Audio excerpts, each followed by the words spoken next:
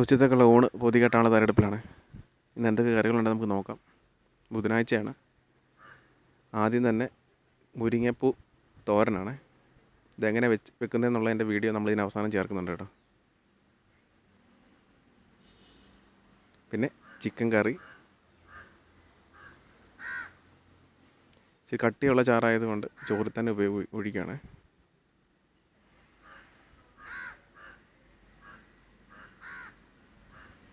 പിന്നെ സാലഡ്,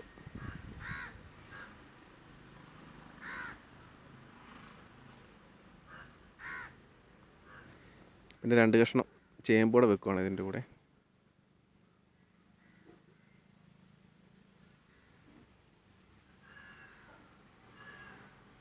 പിന്നെ chicken leg fry ആണ് കേട്ടോ.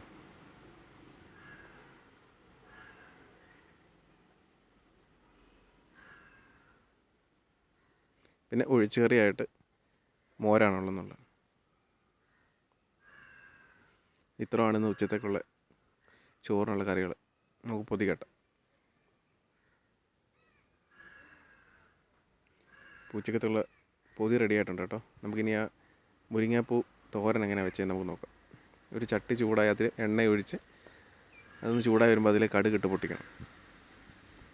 കടുകൊന്ന് പൊട്ടി റെഡിയായി വരുമ്പോഴേക്കും നമ്മൾ അരിഞ്ഞ് വെച്ചേക്കുന്ന ചെറിയ ഉള്ളി പച്ചമുളകോടെ ഇട്ട് ഒന്ന് വഴറ്റിയെടുക്കണം.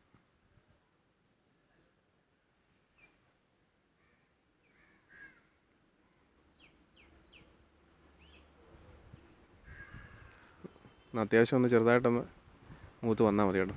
അപ്പോൾ നമുക്ക് കുറച്ച് കറിവേപ്പിലയും കൂടെ ഇട്ട് മൂപ്പിച്ചെടുക്കാം.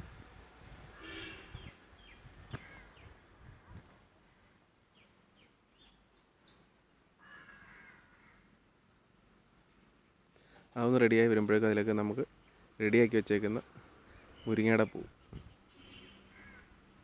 അതൊന്നിട്ട് നമുക്ക് ജസ്റ്റ് ഒന്ന് സോട്ട് ചെയ്തെടുക്കണേ.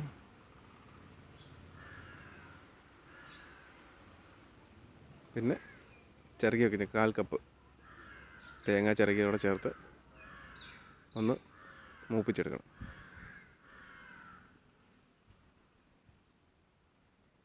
ഇതിലേക്ക് ആവശ്യമായ മഞ്ഞൾപ്പൊടി, ഉപ്പും ഇവിടെ ചേർത്ത്, നമ്മൾ വേറെ ഒന്നും ചേർക്കുന്നില്ല കേട്ടോ. മഞ്ഞൾപ്പൊടി, ഉപ്പ് മാത്രമേ ചേർക്കുന്നുള്ളൂ. ചേർത്ത് ജസ്റ്റ് ഒന്ന് ഇളക്കി ഒന്ന് ഒതുക്കി വെക്കണം. ആ പൂവൊന്ന് ആവിയിലൊന്ന് വേകാൻ വേണ്ടി മാത്രം കുറച്ച് വെള്ളവും തളിച്ചു കൊടുക്കണം കേട്ടോ.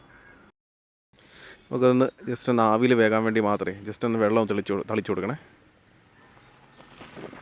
നമുക്കൊരു 5 മിനിറ്റ് ഒന്ന് ജസ്റ്റ് ഒന്ന് അടച്ചു വെച്ച് വേവിച്ചാൽ മതി. പെട്ടെന്ന് വേകും. 5 മിനിറ്റ് കഴിഞ്ഞതിന് ശേഷം നമുക്ക് ഈ ഒരു പരുവത്തി നമുക്ക് കിട്ടും. അപ്പം നമ്മുടെ മുരിങ്ങ പൂ തോരൻ റെഡി ആയിട്ടുണ്ട് കേട്ടോ.